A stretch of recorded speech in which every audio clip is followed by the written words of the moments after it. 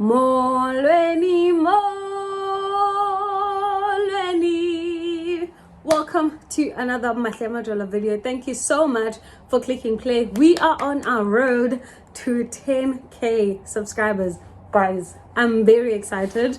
I will definitely do a giveaway. I'm not sure of what just yet, but I will definitely do a giveaway because 10k is a lot. Like 10k would be, I don't know, a dream come true for me anyway. But so please do like and subscribe to the channel, share it with some people who would find this interesting. And yeah, so today I'm doing something I haven't done in a minute, which is talking about finances, specifically when you're relocating and if you are coming to Sydney. So I'm gonna do a few of these in terms of like groceries, expenses, travel and stuff like that. But today I'm gonna do a quick one for rental. So if you are coming to Australia, please know that rent is paid per week. This was a shock to my system because I am used to paying rent per month in South Africa, but as you know, some months have like 5 weeks or 4 weeks. So because of that, Australians want their money. They want imali yabo, guys. So they don't charge per month so that they can account for that month that has 5 weeks, so they can gain that. So please be prepared for that. That's number one. They call deposit bond. That I was just so confused when I got here because they were like, oh, bond is, and I'm just like, I'm not paying off a home bond, so what's the deposit? But it's exactly the same thing. So how you pay 2 months or 3 months deposit, they will call it bond, but it's exactly the same thing. What else? Okay, now I am in Sydney, so these prices will vary depending on where in Australia you're coming, but let me give you some bit of advice so that you have an understanding of how much rental costs when you get here. Okay,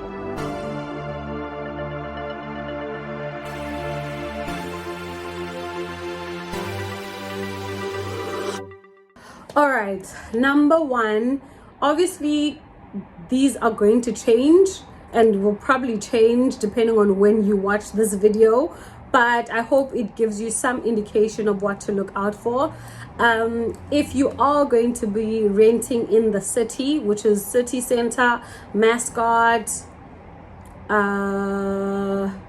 Redfern, Central, Waterloo side, thinking what's in Central, just if you're closer to the bridge and the Opera House, it's gonna be more expensive. However, it is easier to move around because transport is just available. Buses are there all the time, like not even every like 15 minutes, like every like maybe 3 to 5 minutes depending on where you live. I'm thinking Marrickville, Randwick, those areas, there's buses and trains and there's light rails, there's trams to just get around, so that makes it easier.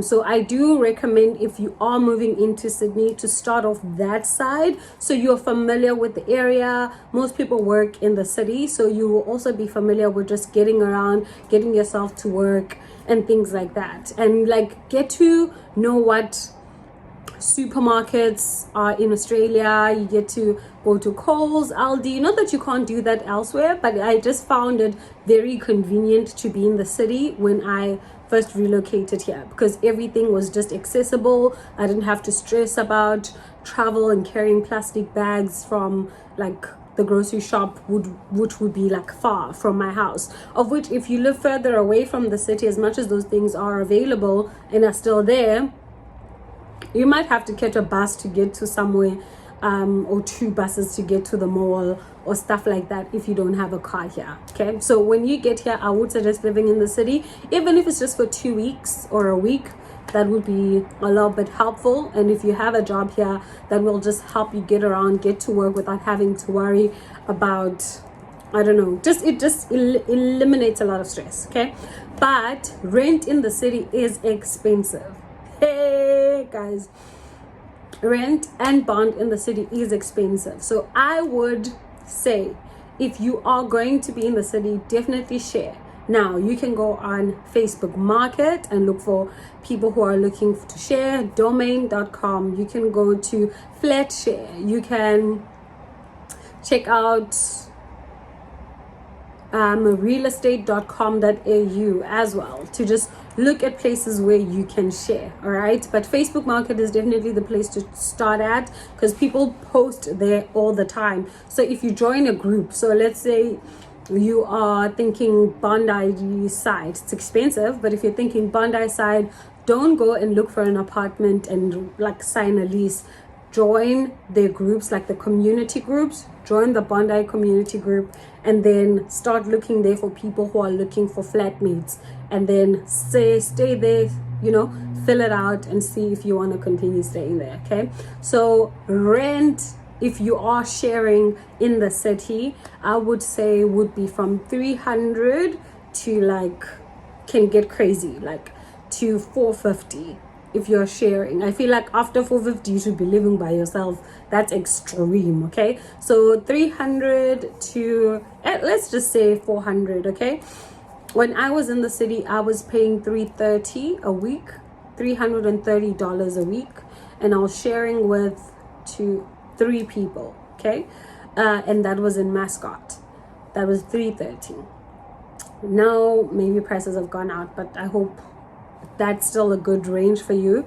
Now if you're sharing not in the city, I would say prices range from $220 to $350 sharing. So it doesn't matter how many people you're sharing with. If you're paying more than $350 and you're sharing and you're not as close to the city, I feel like that's extreme. Like $350 is like max if you're sharing. Okay, now if you are going to be living by yourself in the city, it will start at $350 up to $500 to $600 to like $450. I know someone who was living in Newtown in a studio by herself, and she was paying $450. And I also know someone who's living in a 1-bedroom in Surrey Hills who's paying $390. I think Grace is paying $390. Yeah, $390 per week. That's just rent. That doesn't include anything else. So that's in the city. So expect those prices from $350 upwards. I feel like once it hits like after $450 on like a studio or whatnot in the city, you should definitely be looking elsewhere. That's expensive, that's like you're going to Kirribilli side or Manly side. Yeah, but they're expensive. If you are gonna rent by yourself a studio or 1-bedroom apartment outside of the city, I think you should be expecting to pay. There was a studio in my building, and that was, no, it was a 1-bedroom in this building, and I'm further away from the city, and I think it was 400. I believe it was 400.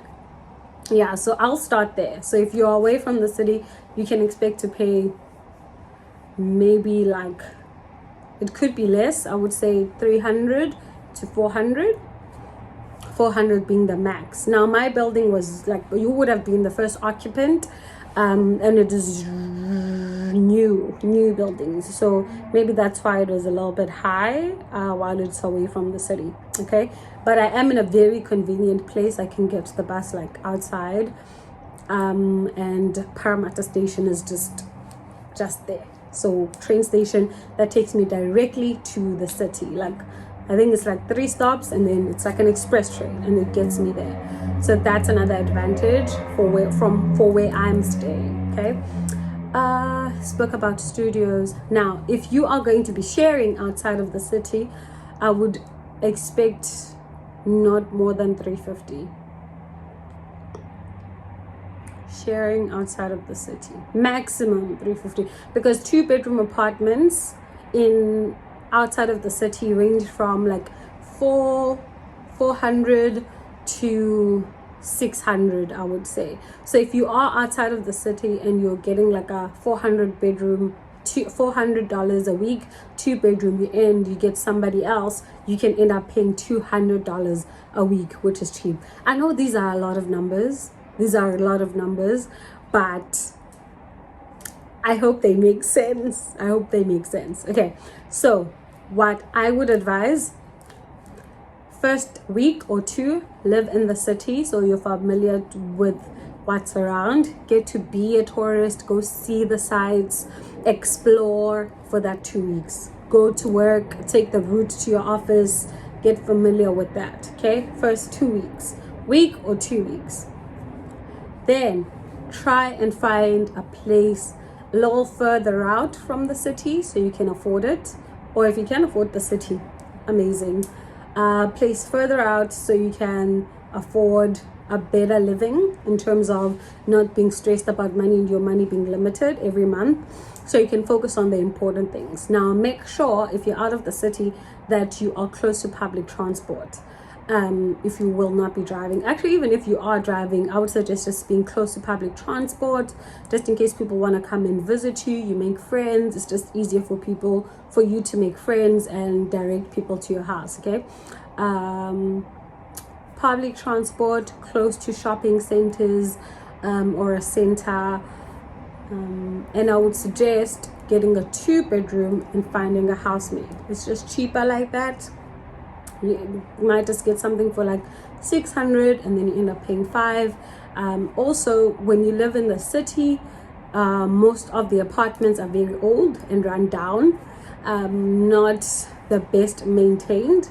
But when you're further away from the city, places like Parramatta, places like Olympic Park, they are building more infrastructure in those areas. Therefore, the buildings are new, more modern, accessible to a lot of people by car. Parking space is not a problem, things like that. So that would be my recommendation. 2 weeks in the city and then try and find something a little further out, but that has direct lines, transport lines to the city. I really hope that was helpful. Let me think if I'm forgetting anything. Yeah, I would definitely suggest joining those Facebook groups in the area you're gonna move into. There's also pay it forward groups so that you can get help in terms of like my mattress, my headboard there, that was a gift from the South Africans in Australia group. That really helped. My fridge was a gift, my microwave was a gift, my TV was a gift. What else? My plates, my pots, my glasses. Trying to think. Yeah, I think that's about it. All of those things were things that I went on the group and I said, hey, I'm moving by myself and I'm moving into an empty apartment, and that's what people decided to donate, which I am so grateful for. So definitely join those groups. It will be a lifesaver, and you get to get community. Also, when I was moving, my friend who's also in that group her and her husband gave me their car, their bakkie, so their ute, they call them utes in Australia. I don't know how we got to ute from bakkie what's a bakkie in English, guys? Because bakkie is Afrikaans. I don't know. But yes, now I'm thinking what it is. But those groups are really helpful, and they really helped me out a lot. So definitely join them. Be vulnerable, because everybody knows how expensive Sydney is. Australia is, let alone living in Sydney. Sydney is very expensive. So, and also right now there's a housing crisis. People are struggling to find houses, so rent is going up and up and up and up. So the sooner you can lock down a lease, the better. I'm thinking, guys, of all the things that I wish I knew about rental in Sydney. Yeah, I don't think there's anything else. Yeah, that is it. I hope you learned something from this. If you know someone who's going to be relocating, please share this video with them. It would have helped me a lot to have an understanding of how much things cost here in terms of rental. So definitely share this with people, like it, and comment down below. Another thing before I leave, do not convert. Are you hearing? Do not convert. I know these prices when you're converting into nairas, rands, and other currencies, these numbers are extreme. However, you are not living in your former country, you are living in Australia, and these are Australian dollars. Unfortunately, you will not change the currency here.